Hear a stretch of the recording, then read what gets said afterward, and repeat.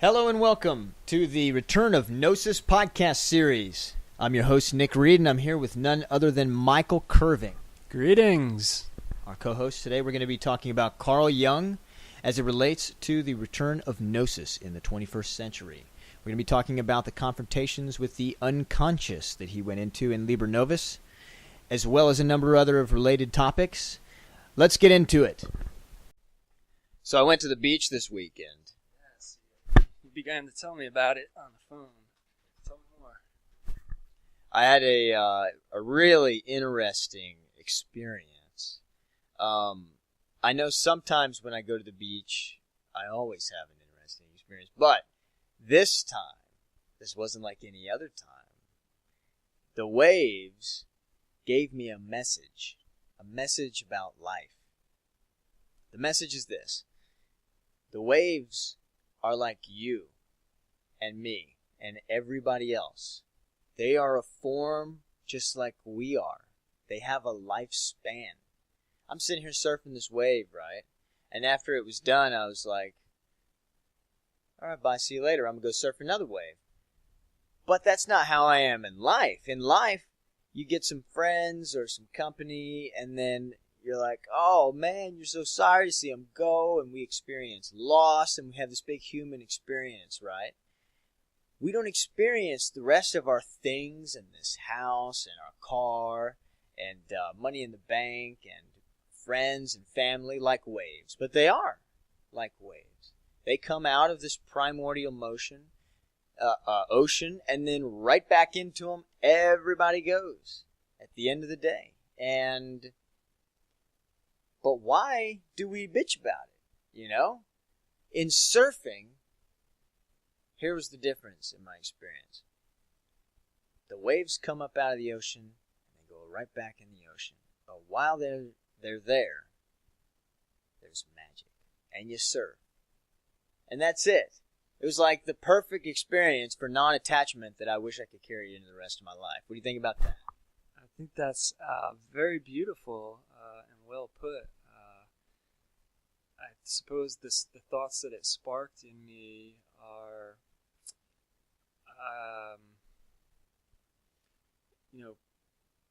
first of all, it sounds awesome. I wish I was there. I was just hanging 10 with you. But I think that in as far as surfing goes, in the context of looking at it as an analogy for life and attachment, I could see myself, easily being out on the ocean, and let's say you catch a really great wave, and then you're back out there, and in your head you get stuck on that one wave, and you're like, some other waves aren't coming that are that good. Maybe you don't catch another one like that for the rest of the day.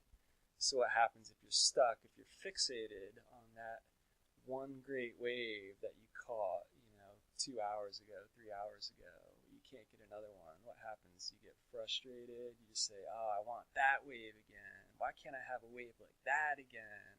And so you don't appreciate the beauty of the rest of the waves for what they are and the experience that you're having in that moment, because you're fixed on that past thing that struck you and was so magical that you can't let go of it. You just want to have it again and again and again. And so I think there's something in there about our way that we tend to attach to things, is because we might have an amazing experience, and then we get fixated on it, and when it doesn't, things in our life and circumstances don't match up with it and continue to bless us with those experiences, we get in a funk, or we let it ruin the moment of whatever we're in now. So you're in a particularly good mood today. Yes. Why don't you enlighten us about that a little bit? Okay. I don't know. It just came over me. I was driving. I was on my way up for our typical Monday meetings where we work on the book. And I was listening to the radio. I was in the car. I was cruising along the highway, windows open. And I just got flooded with this sense of joy. Just joy. And I could try to chalk it up to, a specific reasons, the nature of like cause and effect. Well, XYZ has been happening. Like, for instance, there are things in my life in the past couple weeks, challenges that I've been struggling with, dealing with. Some physical ailments. I've had some stomach issues and gastrointestinal problems. I feel a lot of relief today. I don't know specifically why, and I'm sure it's a factor into why I'm feeling so good. I feel some physical relief. My stomach feels at ease. But otherwise, I don't know. I feel like a certain amount of energy, and I just feel overcome with it. And I'm just flowing with it, and so I'm just going with it. So what's up? Well, it doesn't take much, it looks like. So once you're not in physical discomfort anymore, your natural state is bliss. That's pretty fantastic, Michael.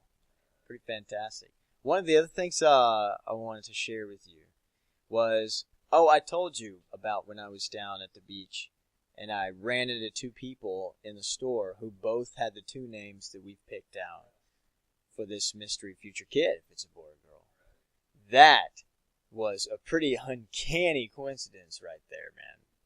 There was a number of other things too, like we were talking about. There's this shirt that I ordered that this guy sold in the shop that has like the "come and take it," sign with a star and the cannon. But instead of a cannon, it was a surfboard, and it said "come and ride it."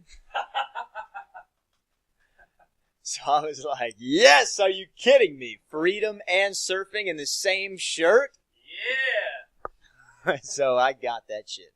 But I was just saying how I should order that shirt. I was like, man, come and ride. That's badass. It's like, come and take it. And then I look in front of me and there's a car and it has "come and take it" on the license plate.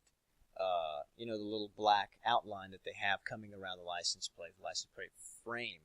It was just, man, maybe I picked it up with my unconscious. I don't know, but it was uncanny, man. And we were driving in the dunes. And then I think Martina or I said something about like, yeah, we're driving in the dunes. And then we pass a street sign that said Dune Drive. And we're like, oh, that's interesting. Just little things like that the whole time, man. This guy next to us called out his name.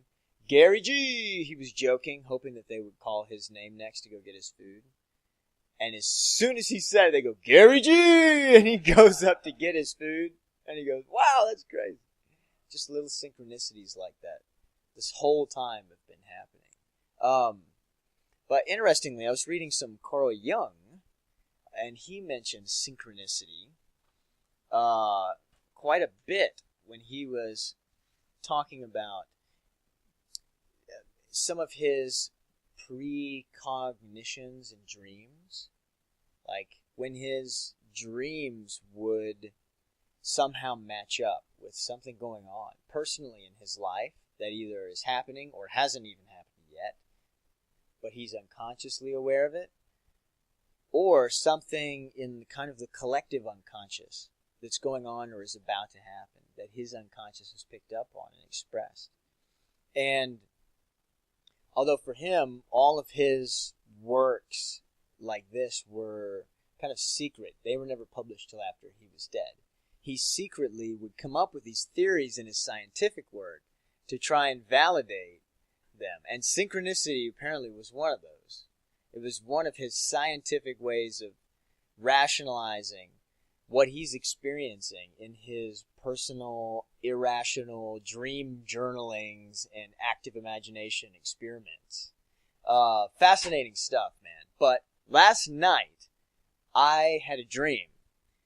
And the dream was, I went to work, and I thought I was so prepared, and I was totally unprepared. I had brought all the wrong things, and I'm unpacking, like, a pool stick, and pool balls, and totally the wrong stuff for a kickboxing gym. And I'm unpacking guns, and like what the fuck have I brought?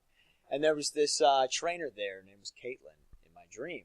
And she felt super uncomfortable or like threatened by the guns. And I'm like, oh shit, why the fuck did I bring all this? And anyway, so I woke up this morning and I was debating whether or not I should write it down. And I'm like, I don't really get the significance of that one. I think I'll skip this one. So I go to work, right? Well, we have to learn the workouts before we go in. And turns out there was a glitch and I'd learned all the wrong workouts, and now I have 5 minutes before 5 a.m.ers come rushing in the door to do this, to learn all of these new workouts. And I was totally unprepared, man. And then at 8, when Caitlin showed up, turns out she had the same glitch. And everything, she had all the wrong workouts too. It was crazy, man, but somehow, like, the dream captured that essence of, like, because you could see that, like, she felt kind of threatened by this situation where she shows up and she's totally unprepared, and I felt totally unprepared, like I'd brought all the wrong workouts. It's like bringing all the wrong tools in my dream. I don't know. Dreams are weird in how they manifest stuff, but crazy, isn't it? That is crazy.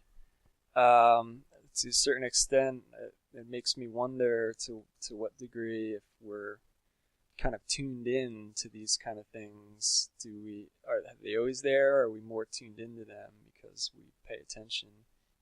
I don't know.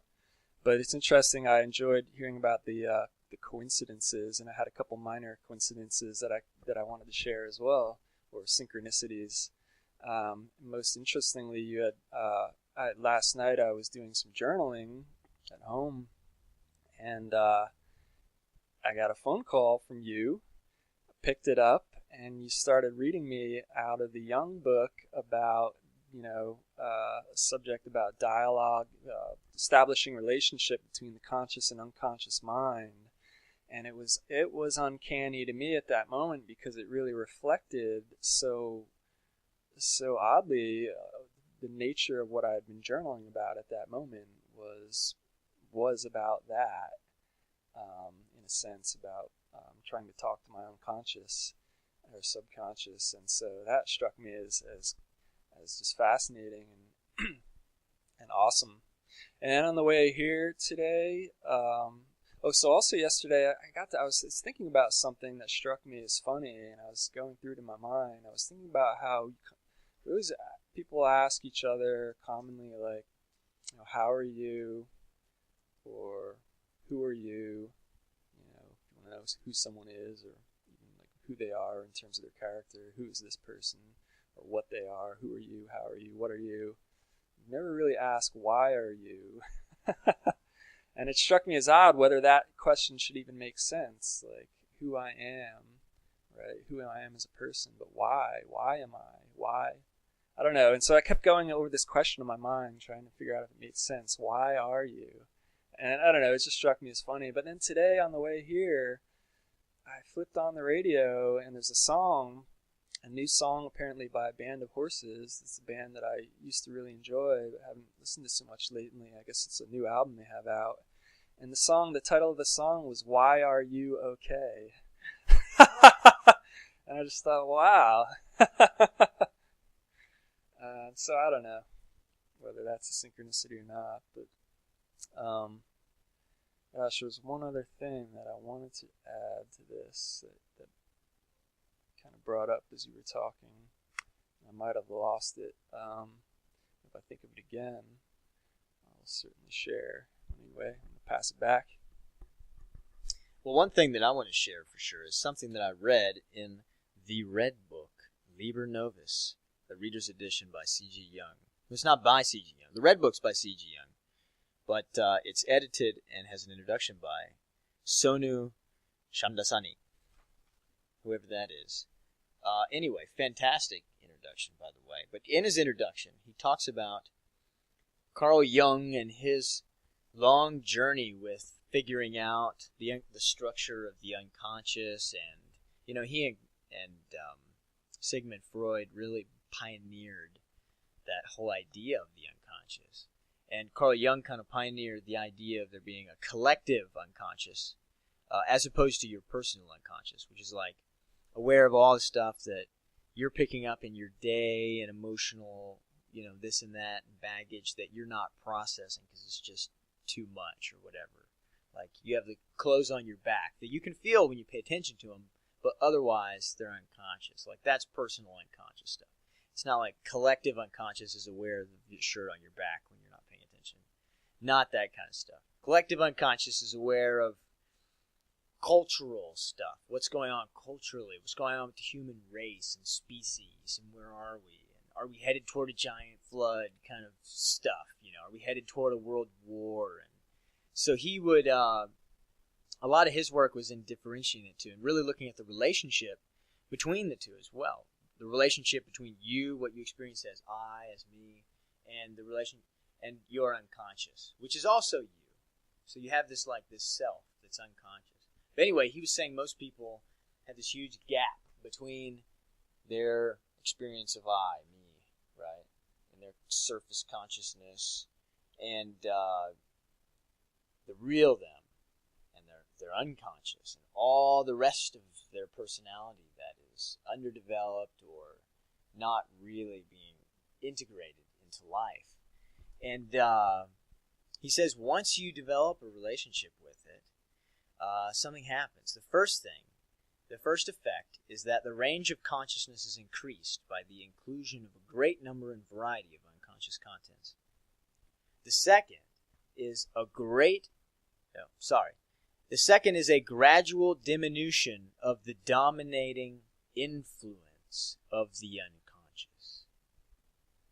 And the third is the alteration of the personality. So obviously it's like transformative, he's talking about, in order to incorporate these other aspects of the unconscious. This is super esoteric shit. Why am I saying this? Why am I reading this? Because you and I sat down over Thai food and we talked about why is it that there are some people in this world who are so driven for power and control that they would have a world government, a new world order. I mean, we hear it all over the news and stuff. There's some power-hungry people out there, some really powerful people who are stepping on the toes of the whole world just to kind of save their own, right? And it's like, we have secret societies and brotherhoods such as the Freemasons and the Rosicrucians and the yada yadas and the infamous Illuminati, possibly. We don't know. But they think they're so conscious. They think they're enlightened. There's definitely, whether it's secret societies doing it or whether it's just your basic giant advertising conglomerate, people are manipulating the collective unconscious psyche for their own purposes. Whether to get you to buy more Coca-Cola or whether to get you to submit to a world government, it's happening on some level. But why, if someone was really awake and connected and really had knowledge of our nature and themselves and other people in such a deep way, such an intimacy with life's truths and mysteries, how could they do such a thing? Like, this is what we were talking about. Like when you watch the movie, what's the one with the, you take a smart pill and you can use 100% of your brain? Limitless? Limitless, yes. Like, you can use 100% of your brain, and what does he do? He's a corrupt politician. Like, that's what you would do. If you were that smart, you would be a heartless politician. That was so written by politicians. But, yeah, so it's the same idea. And we came to the conclusion on our own, before having ever been exposed to any of the ideas or Carl Jung's thoughts on this, that they're being driven by unconscious forces. They may have the superficial knowledge about certain symbols or archetypes or how to manipulate the collective unconscious, but in the actual act of manipulation, they are not in the driver's seat doing so intentionally.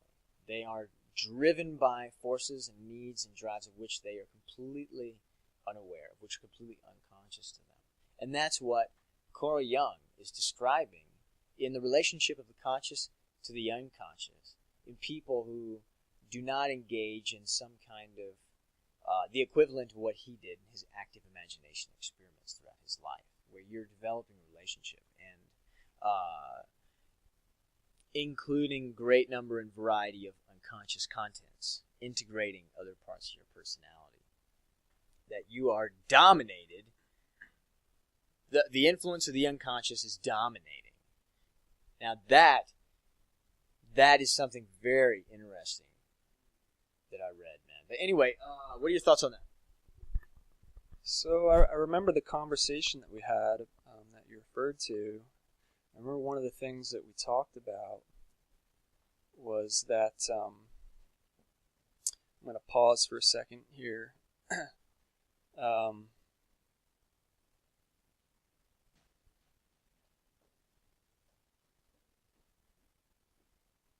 So in our conversation, one of the things that came up as we talked about this was the notion that in the world of the blind, the one-eyed man is king, right? And so we have this situation, this circumstance going on, as you said, where there's groups of individuals kind of been addicted to power and come together to form, brotherhoods and secret societies to kind of leverage this occult technology to keep others in humanity in the dark about what they know and about certain things. And so the question is, they're keeping humanity and they're trying to actively keep others in the dark and keep this knowledge hidden, but that they themselves are not truly illuminated, as you said, although people commonly, in conspiracy refer to them as the Illuminati or the illuminated ones, and perhaps they even themselves would refer to themselves that way, but in reality, it's, like you said, no one that's truly illuminated, truly enlightened, would ever, put themselves in a position to be actively thwarting others and trying to dominate and suppress others, human beings in general. So, so they're pretty much, and maybe this has something to do with all the one-eyed symbolism. They only have one eye open. They're really the one-eyed men in the world of the blind. They're kings, but they're not really, they're not really illuminated. They don't have both eyes open. They're not truly enlightened. One other thing I wanted to mention too is a question about this and about the reading that you gave from Jung. It talks about the unconscious. I suppose I wonder if there's really an unconscious at all. And what I mean by that is the unconscious merely by the fact that it's part of an aspect of our psyche that's being suppressed? In other words, so we know that we just know from psychological studies and evidence and other data that the subconscious mind is much more exponentially more powerful and more of a driver over human behavior than the conscious mind. And I've heard it described as the subconscious mind. You can imagine like a wall, like your psyche is a wall. Your conscious mind is like focusing a laser on the wall, like you pinpoint something, whereas your subconscious mind is basically the wall. It's like that, it's that to that degree, it's more of an influence and more of a presence, and we could say in that sense it's a dominating factor in the psyche. But on the other hand, why is it unconscious at all? Why is it that we're not aware and awake and have it integrated? Is that because it's in some way being suppressed, that we're suppressing it? It's an aspect of ourselves, as Jung seems to indicate, that we need to integrate and bring to the surface and kind of make whole. So if that's the case, it's curious to consider whether and how a part of our psyche or ourselves that maybe is kind of not integrated, and therefore it's being suppressed in some way, could then come to be the dominating force and factor of our lives. And so, I don't know, what are your thoughts on that? You are listening to the Return of Gnosis podcast with Michael Curving and Nick Reed. This is our tiny intermission. How about a joke? So there was a man who got lost in a national forest, and he was so hungry that the only thing he saw to eat was a bald eagle. So he captured and killed this bald eagle and ate it. And right at that moment, a park ranger was coming up and saw him eating the bald eagle, and of course took him to jail, and he went to court, and he pled not guilty, and he said that he had to eat it or else he would have died of starvation.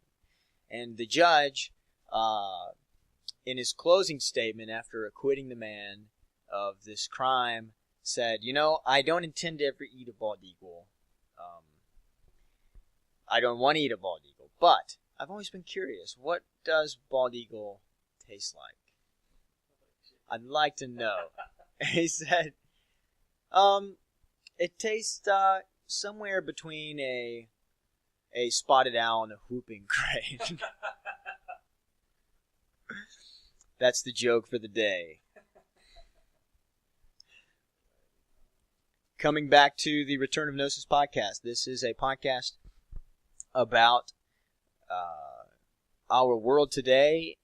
Gnosis in our world today. Gnosis being defined as the direct and non-discursive cognition of reality that includes the spiritual aspects. That is the definition that we use, and we're sticking to it. It's the best one that we've found.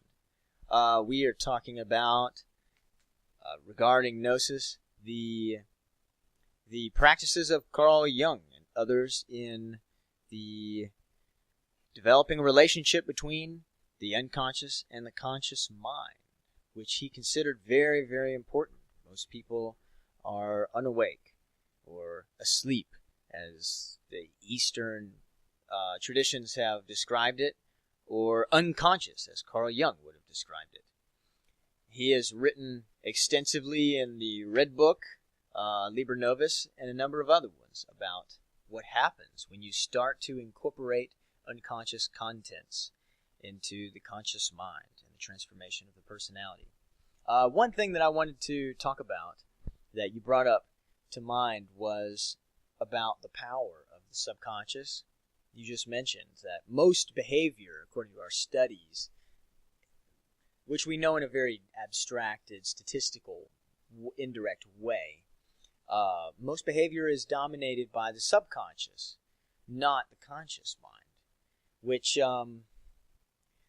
begs the question, why is everything so subconscious? And why is our consciousness so limited, like a laser focused on the wall, and not a flashlight beamed out on the wall, or the wall itself? One thing that Jung described that I was reading yesterday in this process, which he called individuation, becoming more and more your real self, is that once you begin to take on the function of your unconscious drives, once you become aware of them, once you integrate them into your personality, there is a power that you take from your unconscious or your subconscious that was previously given to your unconscious. And he calls it mana power. I don't know why he calls it that. Apparently, Jung had some kind of spirit guides, so to speak. He kind of would take aspects of his unconscious that he would experience and personify them so he could ask them questions and get answers and learn. And they told him that his language, all of his extensive doctorate studies and stuff, his language is totally inadequate for the territory he's going to be crossing. And so he got all these new words that he came up with. Mana and anima for soul and so on. So mana power, he says, is once you've achieved integration with the anima, which is like your soul, I guess. So once you have a relationship with your unconscious, then you have a soul or an anima. And then once you integrate the power of the anima, there's a new power, mana personality. And this is a kind of superior will and wisdom, in quotations, that he describes. And he interestingly says, he doesn't talk about this as the end, the goal, right? He says it's kind of like a step along the way in the process of human development. Because people identify with this once they take this power from their subconscious that hitherto the unconscious has had and dominated human behavior. You feel like a god, right? Everything's fallen into place. You're really moving and shaking, right? And you feel powerful. And he says that you identify with that aspect of your personality, but you still have other aspects of the personality to develop. And not to get attached to that aspect of your personality, or else you will limit your personal growth and development. Still, as if the goal is not just that powerful aspect. And I thought that was really mature of Carl Jung, so to speak. That was kind of like the test of his real insight, was that it didn't stop at once you can use 100% of your brain power, you can take over the world, like limitless. You take the brain pill, and now you can be a corrupt politician and really work your way up, as if that was the goal. You can, but he's like, that ain't the goal. You'll really limit yourself. So limitless was really limited. That would have been a better name for it. Kind of like Patriot Act. It probably should have been called the Unpatriotic Act. But yeah, he says that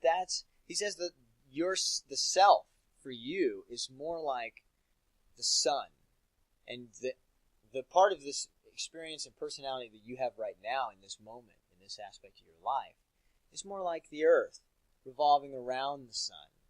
It changes from time to time. It's all revolving around your real, full, complete self, right?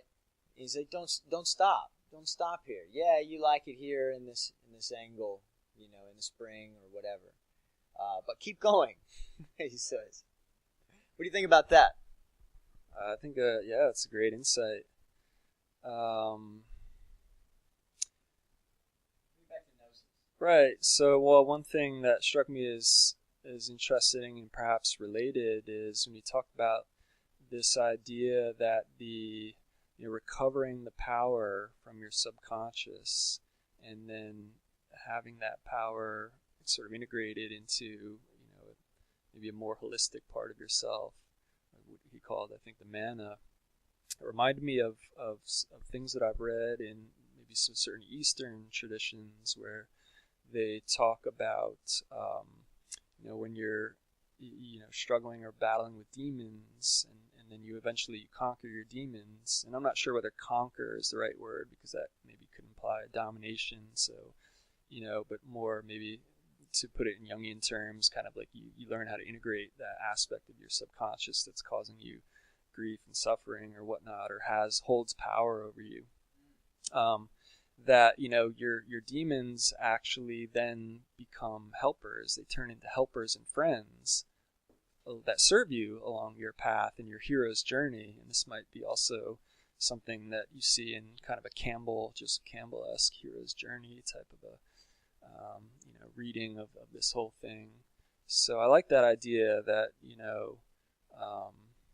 it's sort of this idea that when we integrate those aspects of ourselves, and whether it's we consider them a demon or just the sort of our subconscious drives and things that we don't understand, and when we integrate them and really finally understand them and turn them around, they become then sort of helpers and friends. And I like that because it also speaks to something about really perspective, that I think this is something we've talked about quite a bit too, is that really you can look at almost anything. We live in a dualistic world, right? Good, bad, black, white, right, wrong, up, down, all of these things.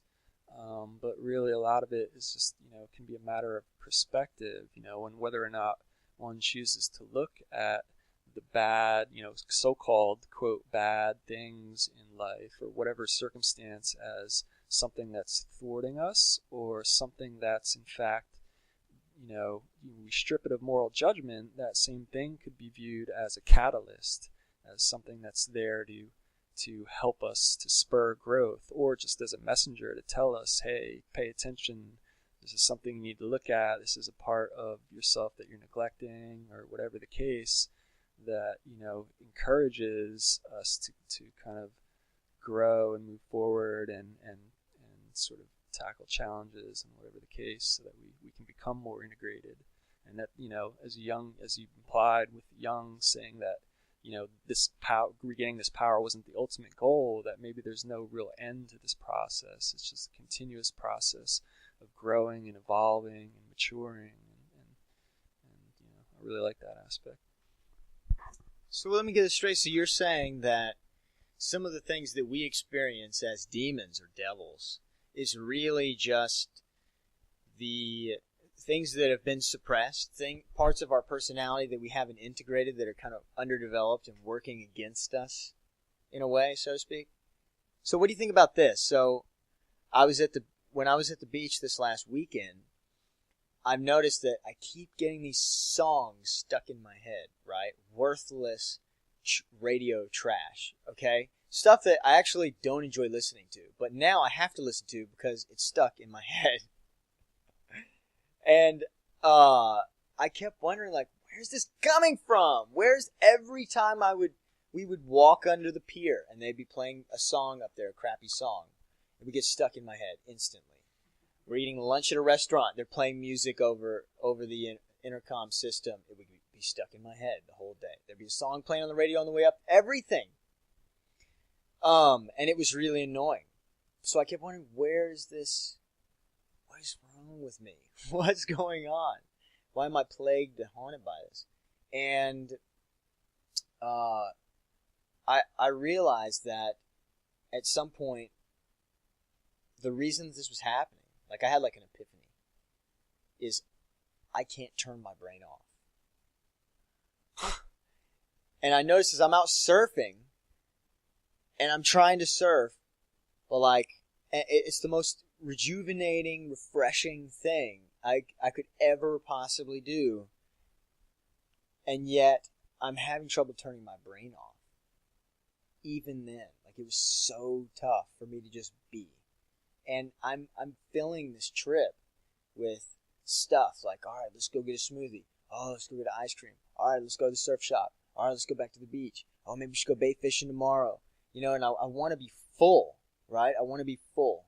And this trip to be full before we leave. And then I just feel more and more empty and void. And then finally, Saturday night, after we ate, we're super tired after being in the sun all day. We go to have like a walk on the beach at night, and we do nothing. And we're just able to just be. And I felt so full. The whole trip felt complete right then. Like I got what I came for right in that moment. And because I was able to turn my brain off. And we were talking about it. I was processing this because she kind of experienced kind of like the same thing. And I had a problem with not talking to people. That was a problem for me. Like, because surf culture to me has always really been kind of a shitty culture. You go out there and everybody's already a bit vulnerable because they're out in the ocean, and nobody knows anybody. It's kind of like going to a concert. Like you're surrounded by people, but you don't know anybody. You're still kind of alone. And people have been kind of dicks. It gets competitive, And so I really want to change that. I really want to develop culture and community that's positive and safe around surfing. But I completely forgot about that, how important that was to me. And I went out there and I'm thinking, I really need to recharge. I'm going to get some me time. I'm going to get to just be and surf. And then here are these people trying to have conversations with me. There's the person who owns the board shop that I got my surfboard from saying, hey, I recognize that board. And I'm like, hey, what's up? And I'm talking, but then I'm not getting my me time, right? And I need that. I need to be alone sometimes. And I was only conscious of this side of me, this need of mine, right? The other need, which was to be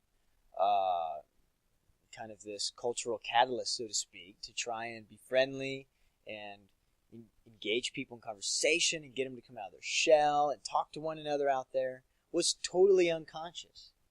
And I was not aware of it. And there was this conflict, right? and I was just being dominated by this other unconscious need, and I couldn't do anything about it until that moment on the beach when we had this epiphany, where I realized that this was going on inside of me, and I was able to acknowledge it, as well as acknowledge, my conscious need, which was to freaking get some alone time and just go surfing, which is super important. That's why we went to the beach, consciously at least. And, but once we held those two right there and processing it in a conversation with her, it was just a magical moment, because she was processing stuff, and like it was like a soul to soul conversation all of a sudden. And there was a whole different level of depth when those two were there, the conscious and the unconscious. And I felt like a two-eyed man for once. I felt like I could see both. I could see the unconscious drive pushing me, and the conscious. I felt like both eyes opened at that point and became one. And it was a magical moment. Is that what you're talking about, kind of? Is that a good example? Yeah, I think it may be, for sure. And it's interesting that I would say it sounds to me like when you had this epiphany, that almost in and of itself was kind of a form or an example of this aspect of integration, where suddenly there was a bridge between your conscious mind and your unconscious mind, where the conscious mind suddenly was given perspective and understood perhaps the context of the circumstance and what was going on that had been maybe bugging you or holding you back. And so once that came into awareness, into conscious awareness, then it maybe liberated whatever was blocking or kind of thwarting you during that trip. It kind of like eased it. It released that tension, and therefore you were then more relaxed, more free. It sounded like then you could be more in your power, more in the moment, and yeah,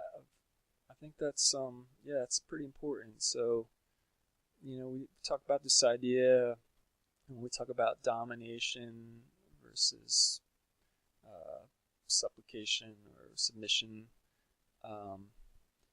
It's this aspect of finding a balance. It's not that the thing that's dominating then needs to be dominated, right? Because then that would be no different. That would just be flipping to the other side of the coin. But really, how do you integrate? How do you find balance and strike a relationship, between whatever it is that's being dominating and a dominating influence? So yeah, and what else is interesting that I find myself wondering, and there could be a lot of interpretations over this, but let's say you're out there on that board surfing with a particular intention, with wanting to use that time for the me time to recharge your batteries, and then as you described it, getting kind of getting into interactions with people, or kind of talking to you, and it was kind of putting you in a situation that wasn't quite what you were hoping for at the time. But I wonder sometimes is if we consider the notion that there's sort of an operant intelligence, what you call it, a universal intelligence, something, whatever it is, that kind of creates these conditions that whereby we come to recognize synchronicities like this. Let's say, I'll just ask it outright. Could you look at it in one sense as, was it the universe's intent maybe to put that in front of you, to place that, depending how you approached it, you could see it on one hand as, that was a situation that you didn't want to be in, and that was causing you to, feel like you couldn't get your me time? Or was that throwing you into that situation to get you to realize something about yourself that would actually increase your understanding of yourself and help move you forward in becoming more, of who you want to be. Do you know what I mean? It's like, are we presented with these life circumstances and situations that appear on the surface to be challenges and to be obstacles and to be problems, but could it also be the case that it's just a matter of perspective, and or that actually those obstacles are being placed there for a reason, for a purpose, which is to help awaken us? What do you think about that? I think about walking into the store where I meet an Olivia and a Theodore behind the counter, the two names that we were thinking about for our future kid. And I wonder if those were, I don't know. I struggle with the idea that they were placed in my life, coordinated, or whether they lined up at some level that I'm unconscious with. And I don't know either way.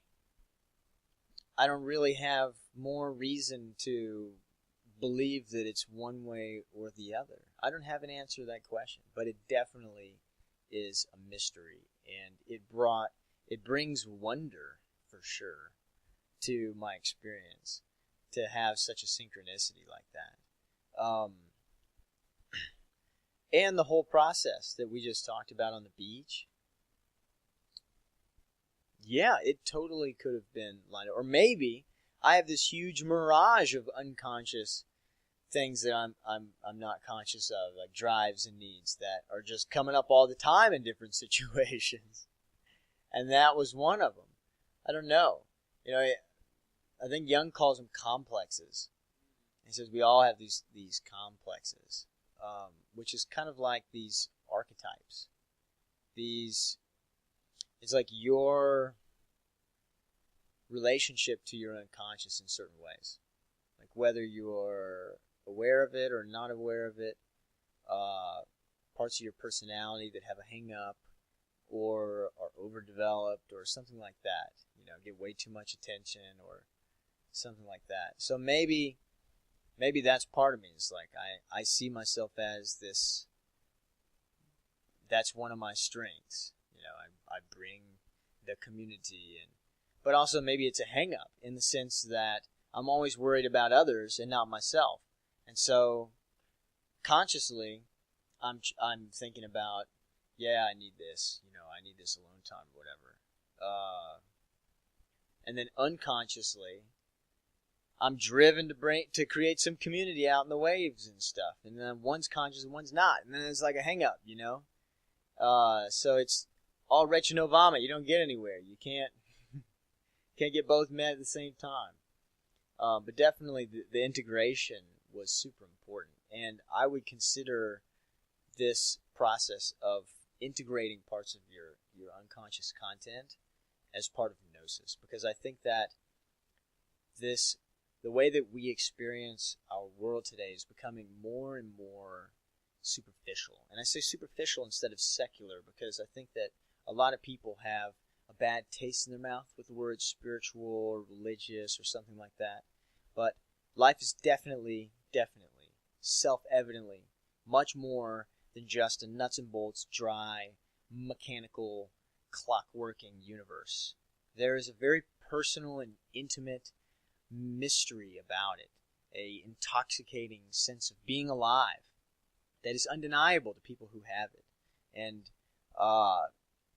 call it the spirit or call it a peak experience in a more scientific term or whatever.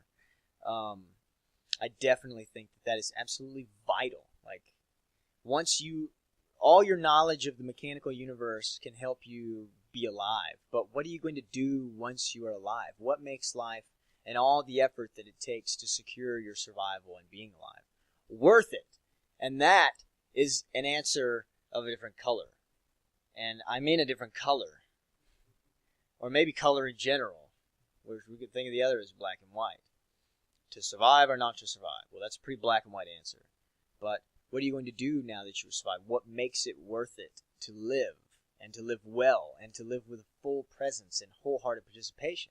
Now that is an answer that's not very black and white. And I think it's very personal to everybody. But regarding Gnosis, how much of the aspects of reality of which relate to our personal calling or sense of purpose or our personal myth in our lives, as Joseph Campbell would describe it, or our human development, our personal development, in terms of conscious and unconscious parts of our personality. How much of that is just flying under the radar throughout our day? How much of that is completely escaping what makes it into our conscious content? Because if you're going to have a sense of knowledge, right? A sense of awareness that incorporates both the secular and the more spiritual aspects of reality. Like if you're going to have a direct, non-discursive cognition of reality that includes the spiritual elements, then becoming aware of those unconscious contents and unconscious drives and needs, I think, is absolutely essential. Because obviously, our unconscious is picking up on it and steering us in all kind of directions to the beach and, having little synchronicities along the way to tell you, things are lining up. Your conscious and unconscious are lining up, culminate in a big individuation, Carl Jungian process sitting there on the beach philosophizing, right? I mean, that's essential to Gnosis, I think, is integrating the unconscious contents. Right on. Right on, brother. And I'm really glad that you responded to my question that you don't know about as to whether or not we could say there's an operant intelligence and that certain events that come about are intentional or not. And I think that's a very healthy attitude, and that's actually the attitude that I take. We can speculate and we can posit all kinds of theories, but ultimately, those are just theories, and we don't know what we don't know. But either way, I agree with you that these things that come up for us that kind of give us a glimpse and open us up to the deeper meaning and deeper significance of our lives are just impart us with that magic and wonder that really gives us a sense of what it means to be alive, and that's beyond just the clockwork mechanical trajectory of pool ball universe that I think kind of we tend to be fed. So yeah, that's super important.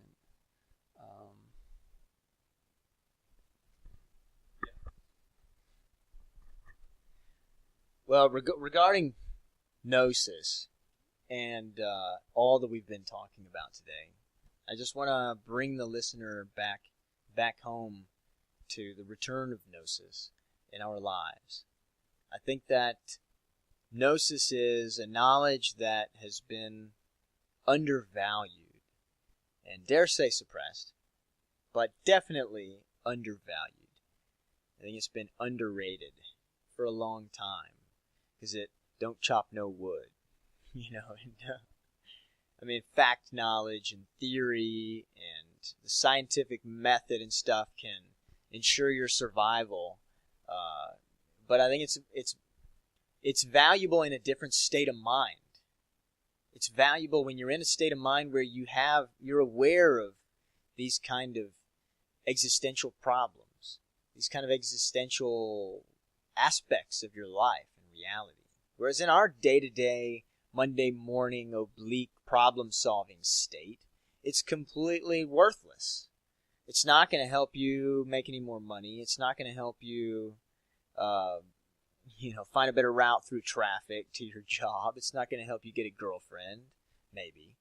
But it's invaluable in a different state of mind. And that's the state of mind where you are not just aware of the mechanics of the universe, but you're aware of yourself as a being in need of a sense of purpose and aliveness, a sense of meaning that's beyond just that, well, I'm alive, And I think we distract ourselves a lot with, maybe that's what the songs were doing, playing in my head. They are just a distraction, an unconscious coping mechanism or distraction from some of the existential needs that were arising.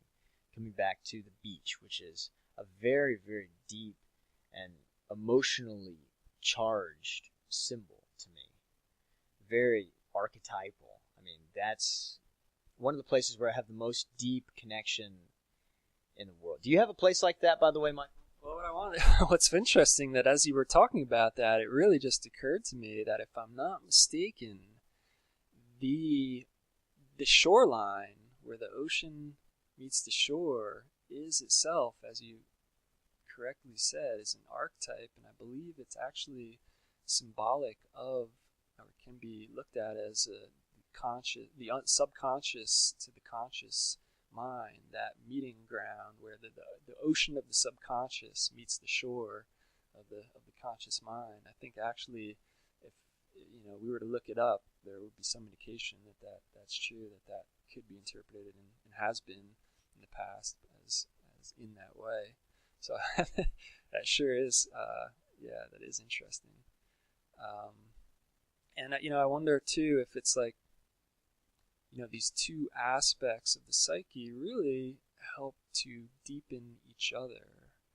In other words, one without the other would be sort of shallow, but when they both are there, even though at times, perhaps we could view them as almost being in conflict, really, maybe it's not so much conflict as it is in relationship, and that the presence of one deepens the other. Our conscious view, the way that we can understand and have an awareness of the subconscious mind, kind of deepens that aspect of the self, and then vice versa, probably, similarly having that air of that mystery and that wonder and that whatever that is that the subconscious mind provides to provoke the conscious, they're kind of playing back and forth on each other, and they help each deepens the aspect of the other, perhaps.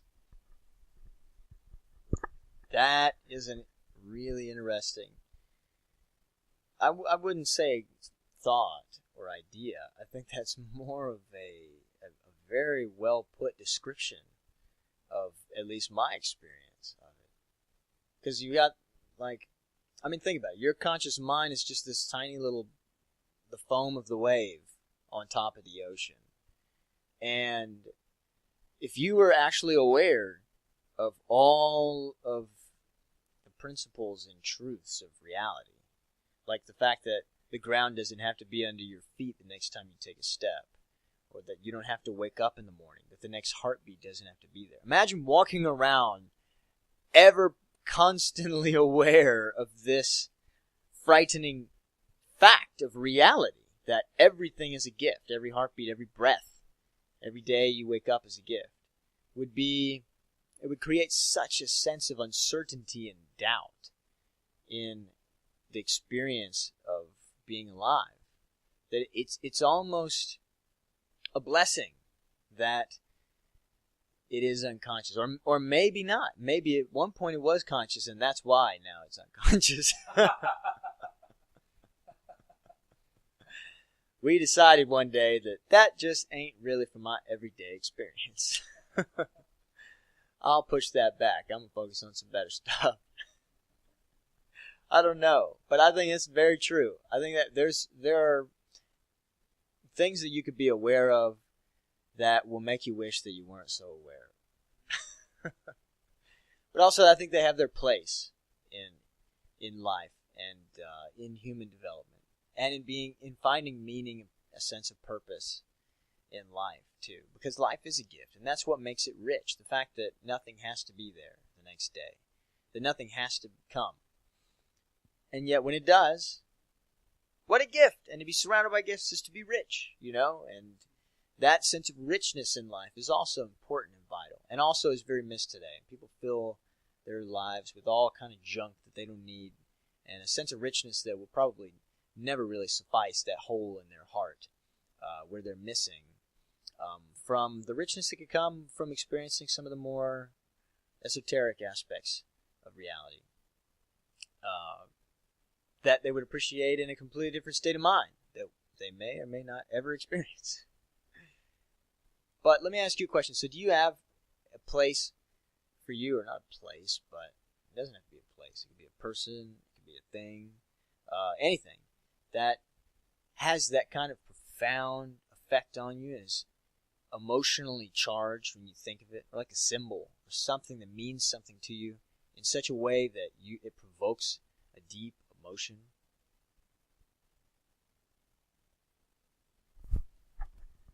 Well, I don't quite know if there's something along the lines of a symbol or a memory or a place that when I think of it would take me into a state of mind. I mean, I have certainly had a lot of incredible experiences, profound, impactful, kind of, what was the word used before?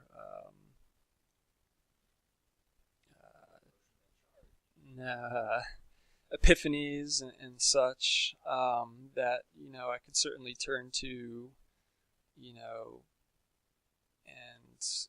and recollect and recall them in order to bring myself into a mental state, that's similar to what I experienced when those things occurred.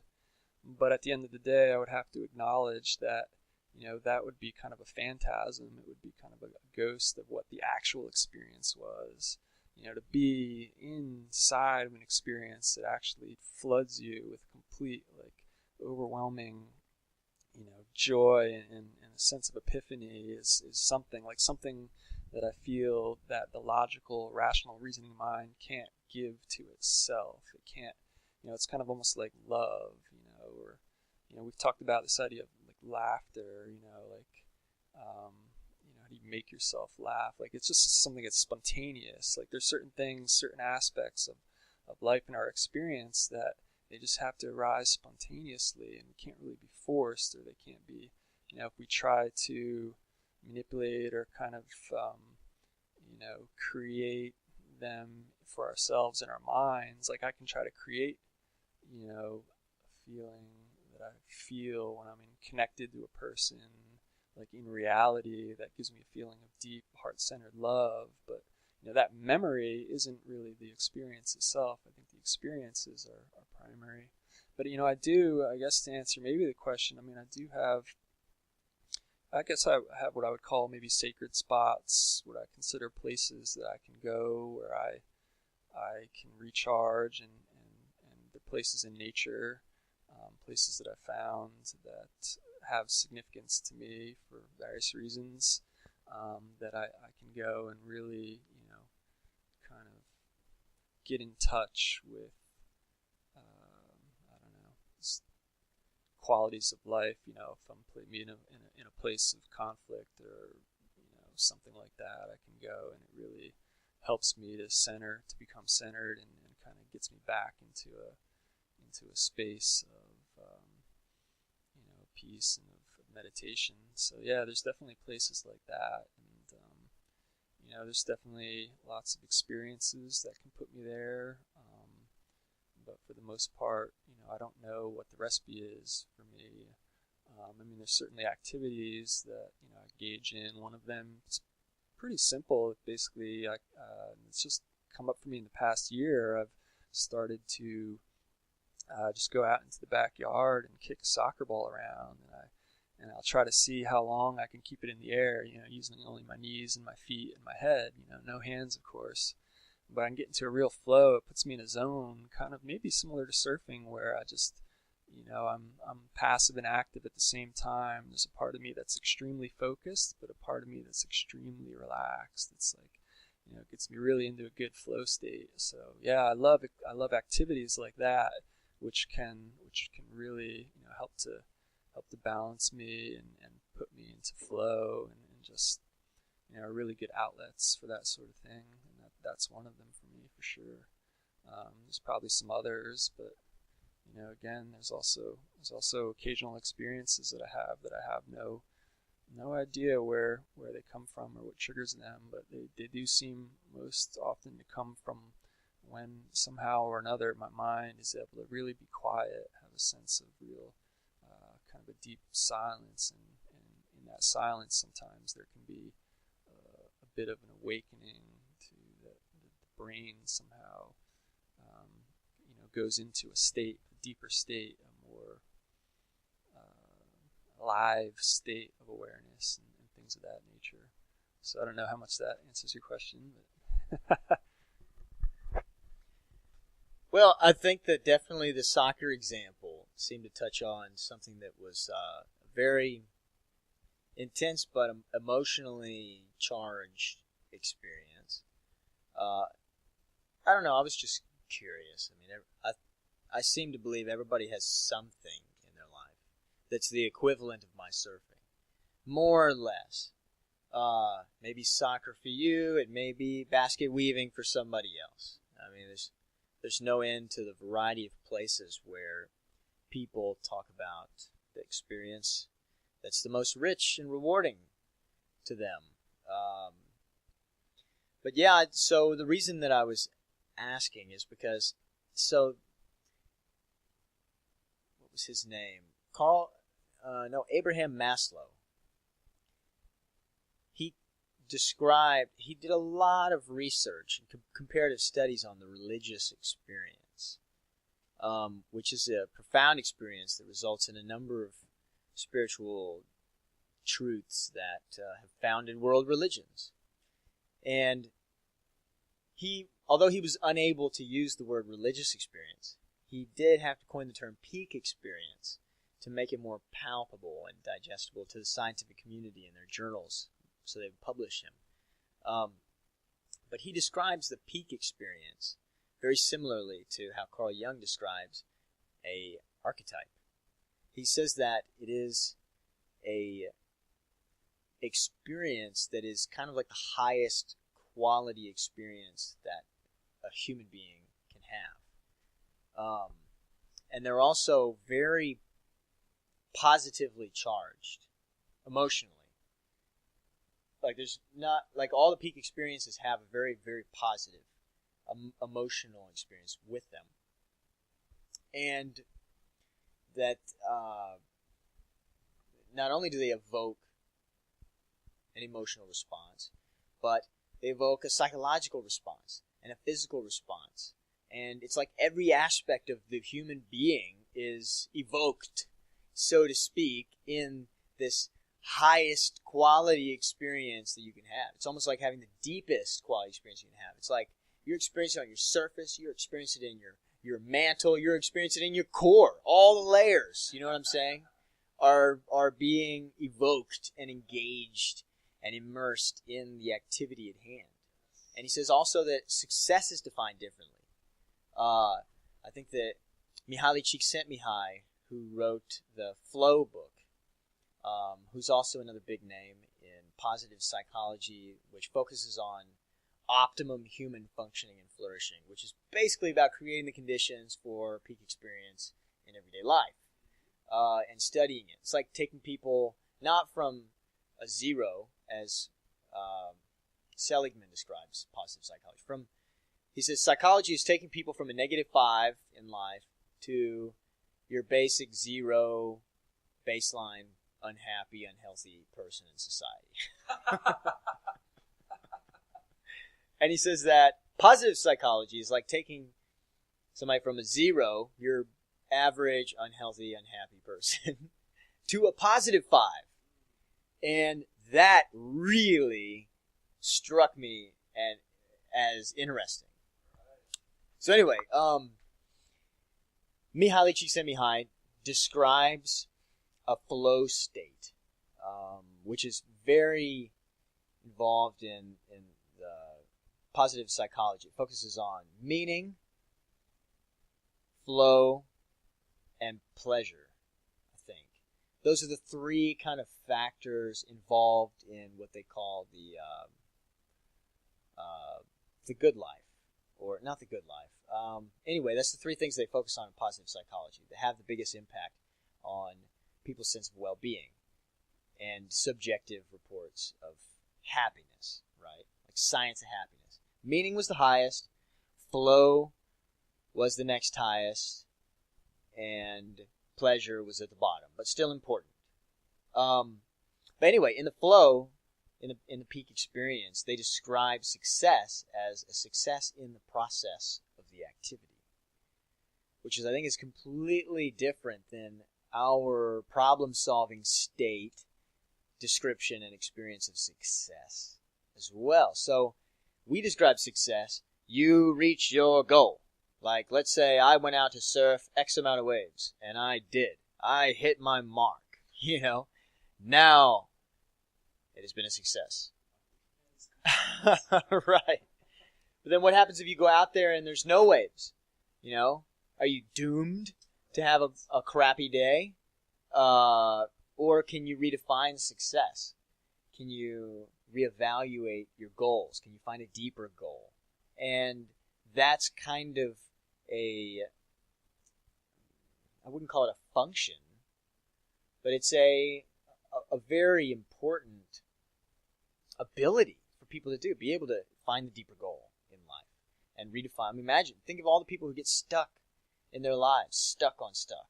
One strategy to get their need met, and they just keep going after that one strategy, right?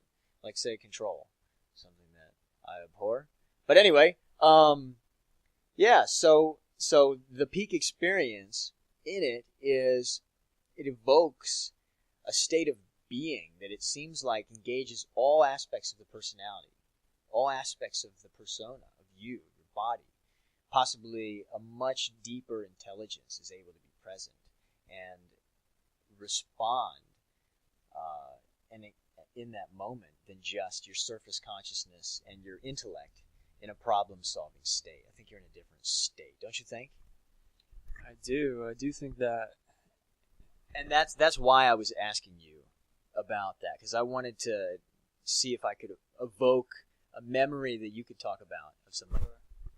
Well, great, yeah. On a general level, what I think about this is, it kind of speaks to, in some sense, different priorities in terms of the different modes of experience. Wherein, like, for example, you talked about the flow state, in how in this kind of optimal state, it's success is defined as in a process sense. In other words, and I would term it as, a thing becomes the end in itself.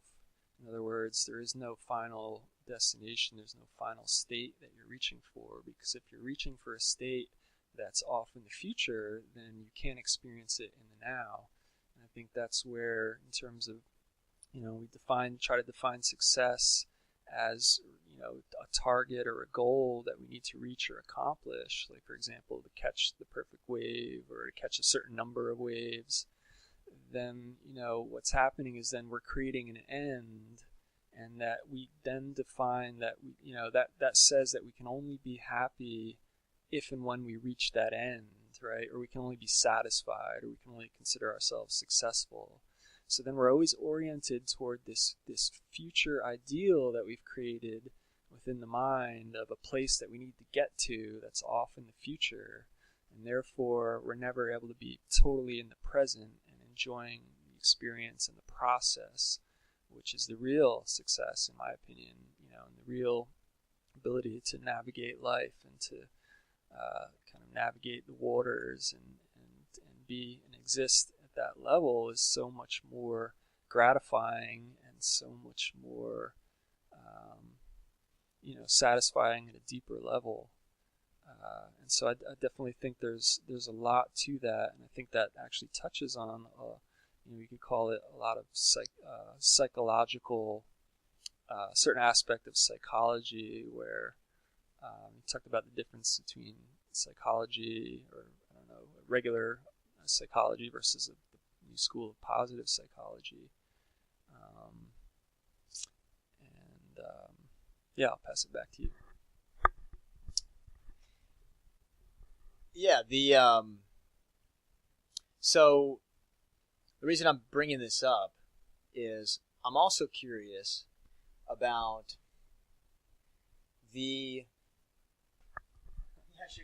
Yeah, sorry, I sort of trailed off there, and I realized I was just kind of realized where what I meant to follow up with that was to speak specifically to your question and bring it back to kind of a personal level. Yes, I do find that most often when I'm feeling that I'm without, if I'm feeling like I need to be into a flow state, or that, um, I'm looking to kind of get out of a negative emotional place, if I happen to be in one, then I know consciously in my mind that there are certain activities that tend to help me get back into a state of flow, but I also need to be aware and sort of conscious of the potential there for maybe a hidden agenda, or that very idea to be used sort of as a trick of the mind. In other words, if I simply create an end out of trying to get into a flow state, like, okay, I can only be happy when I get into a state of flow, therefore that becomes my goal, that becomes my destination, and then I'm putting that as a precursor to my ever experiencing kind of a healthy, state of being that I kind of long to be in now. And so again, the mind can play these kind of infinite tricks almost, and I find that this is true if we're not very attentive and very mindful of what our actual intent is, what our actual approach toward sort of these problems of living. If we're just wanting to reach a state because we just want to get out of a painful place, if we're saying, oh, I must get there because I hate it here, then we're not really accepting of where we are now, and we're just creating, we can create an idol out of the peak experience, even if it just becomes a means to an end, a means to relieve us of some pain that we'd rather not face or be with. We just want to use that as a way to kind of sneak around it in a way. And so I find I have to be very watchful of really what is my intent when I like kind of seek out these peak experiences and things, and am I just using it? Am I just trying to use it as a way to escape? Can I use peak experience itself as a form of escape and escapism? So, you can get really deep into this stuff. The more you go into it, the more you become mindful of your own intentions, your own actions, observe your emotions and your behaviors and thoughts. That is very important. I'm so glad you brought that up. Especially talking about Gnosis, right? The big boon of all the esoteric societies, to use Joseph Campbell's description of this treasure. Is Gnosis this thing that we have objectified that can be found off in the future? Is it a thing that can be attained? Is the Philosopher's Stone a rock you can put in your pocket? Is, the Holy Grail something you can grasp and drink holy wine out of? Or is it something else? Can it even be reached from the kind of state of mind that comprehends these things in such a intellectual way that, you know what I mean? So I'm really glad you brought this up. This is probably going to be one very essential point in discussing the return of Gnosis, that mysterious alternative knowledge, to Western 21st century society. Because Western 21st century society's mind is highly intellectual, and our being is not multi-layered. We are divided from our unconscious. We're divided from our own bodies. Like our bodies are just like these transport devices to carry around our intellects. Like, that's it. That's the experience. That's what bodies are for, carrying around your head. Like,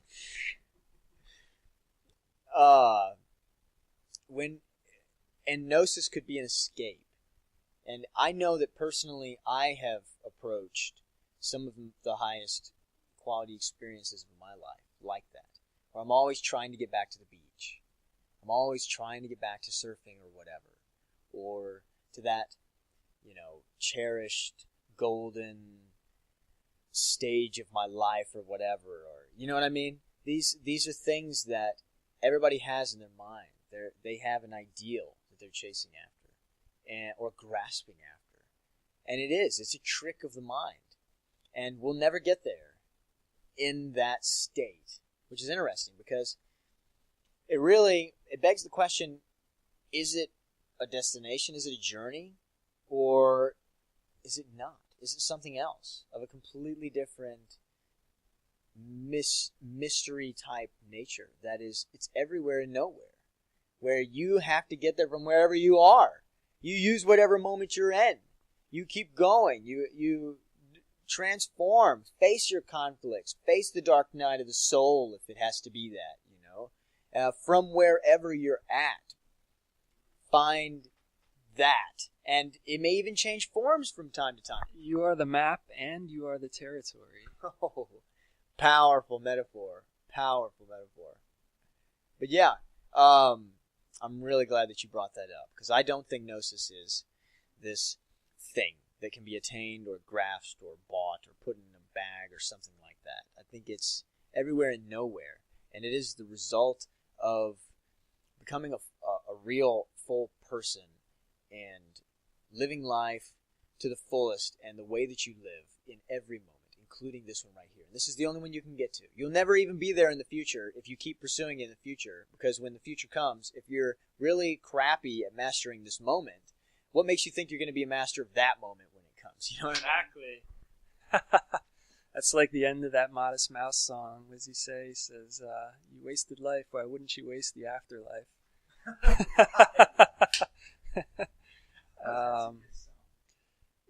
And I was thinking back to, I really like a metaphor of Jung's that you referenced earlier, which is this sort of idea of like the earth revolving around the sun, and it's kind of like at one point it's springtime, but then moving on, you're heading toward winter, but it's like I like the spring, like leave me there, right? But you can't. I mean, you're just that's not how it works. I mean, it's kind of like we're going on this seasonal journey where we come back and forth, come around again.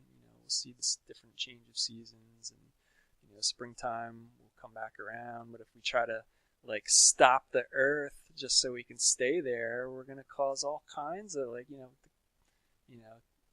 chaos, and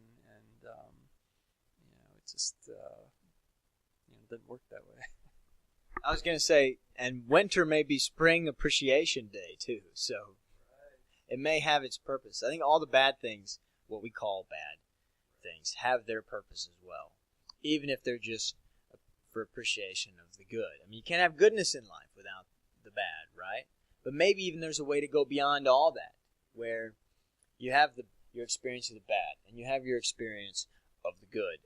But when you have this experience of both of them at the same time, you have a deeper experience of both, where even the good can be bad. Let's say that the best thing in my life, surfing, becomes this thingified goal, this ideal, this dream that I chase after and I neglect the rest of my life. Then the good actually becomes bad for me, right? And what about the bad? So then I look at this idea of what I think is the worst thing in my life. I don't know, taking out the trash or going to court for a ticket or something like that. Like whatever we think is like the least desirable thing to do or place to be. Really enhances and enriches everything else. Like without that, there would be no good flavor to life. Everything would just be plain vanilla. You know what I mean? I do. I think you said it perfectly. I'm not sure if there's anything I can add to that. Why don't we wrap it up? We've been doing this for a good hour and 24 minutes and 14 seconds, 15, 16.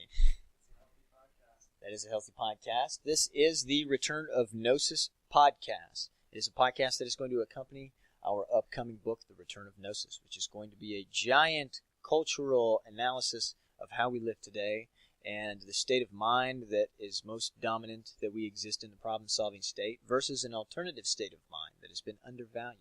And the knowledge that comes with it, which we call Gnosis, and its value and place in human society and individual development. I'm Nick Reed, your co-host. This is Michael Curving. We'll see you next time.